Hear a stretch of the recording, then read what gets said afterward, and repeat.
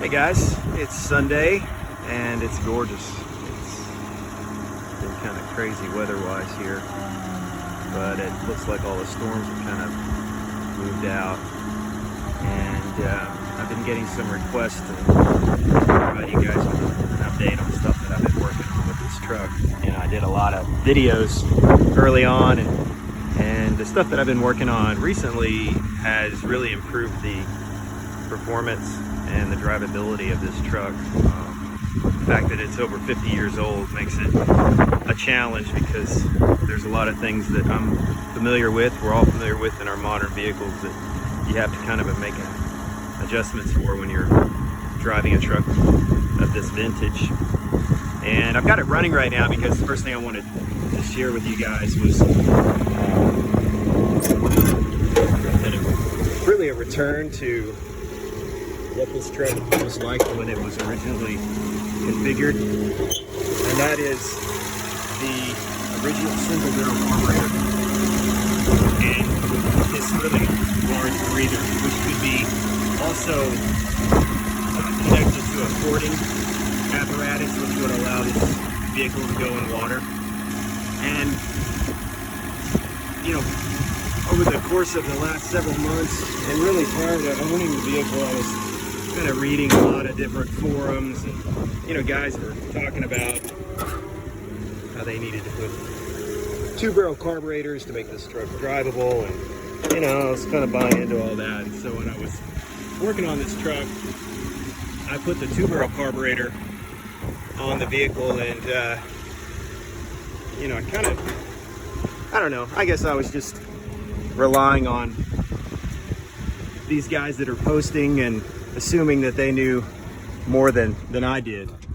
And what I found is that by really taking the vehicle back to stock, meaning putting the single barrel carburetor back on, and of course I had to rebuild that, and then putting the vacuum lines the way they originally were, along with the breather, really made the vehicle drive and idle in a way that's just made it so much more enjoyable.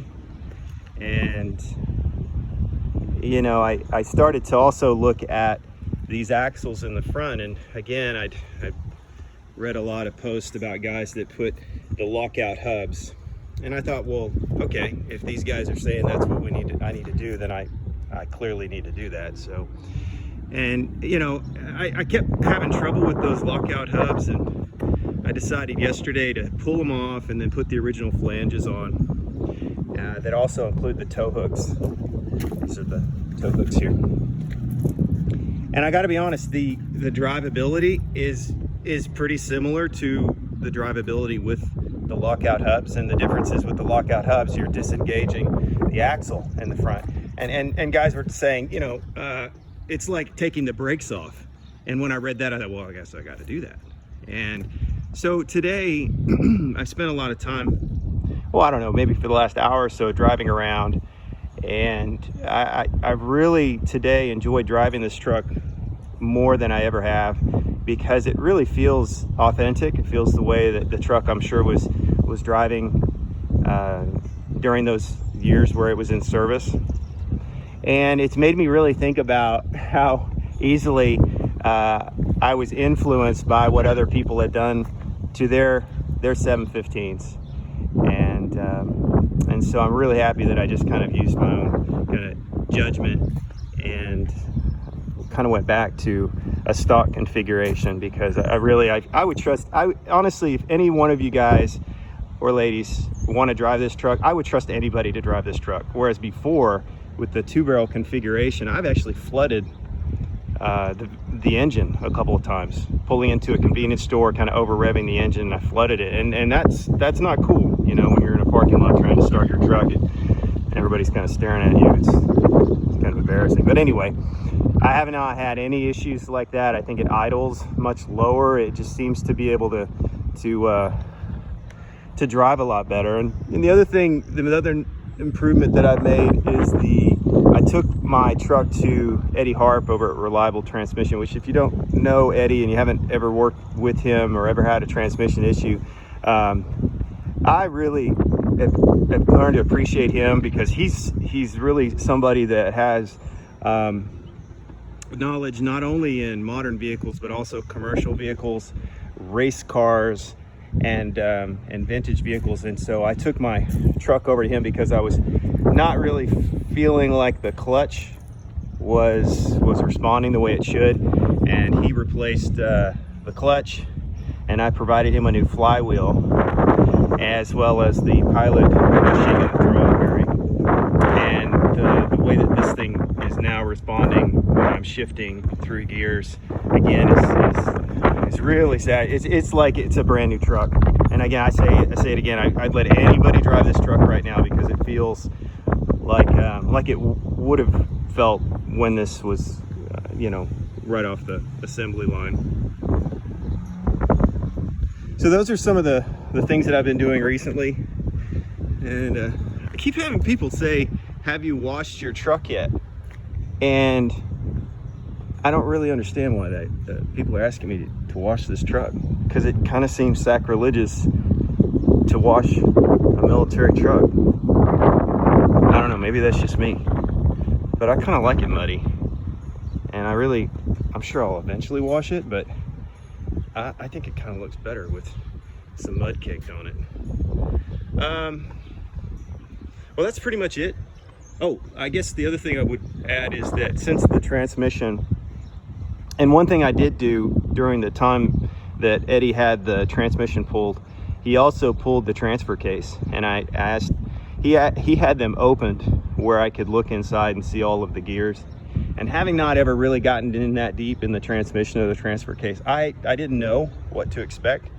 And I was really happy when he told me that everything looked good and all the gears were not all garbaged up.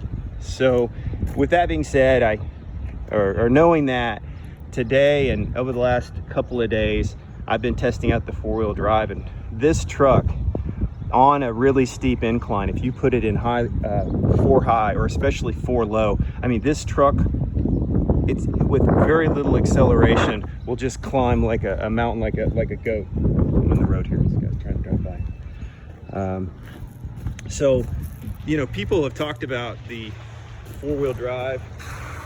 Hey man, thank you. People have talked about how low geared these trucks are, and of course, being low geared, they can climb just about anything or pull anything. And of course, I kind of get when people talk about, or when I read about guys that want these trucks and that they also want to go down a highway at 75 miles an hour, it just kind of blows me away, because this is not what this truck was meant to do. This truck cruises at about 35-40 miles an hour. Some of you guys have been passing me on the road lately, and that's why, because it's happiest at about 35 or 40. And so if you're not somebody that appreciates this vehicle and doesn't feel like you have to go 75 miles an hour, this is probably a good vehicle for you. And around here with all the dirt roads, and especially on a day like today where it's just gorgeous with the top off, it's really nice. And these days with this coronavirus going around, just being able to get out and to be able to drive around even for an hour just kind of puts things back in perspective. And so I feel really lucky and blessed that I've been able to find this, and that I've continued to be able to make some of these improvements. So anyway, I hope you guys are doing well and you're staying safe. I hope you enjoyed this video, and I appreciate all the comments you guys have made about the truck. It's something that I've really enjoyed, and it's also a truck that seems to people respond really well to. This guy that just drove by was commenting on it, and even the other day when I was rebuilding this carburetor, I broke it's called a cluster level inside the bowl of this carburetor, and so I ended up finding a guy, an older gentleman in Tulsa.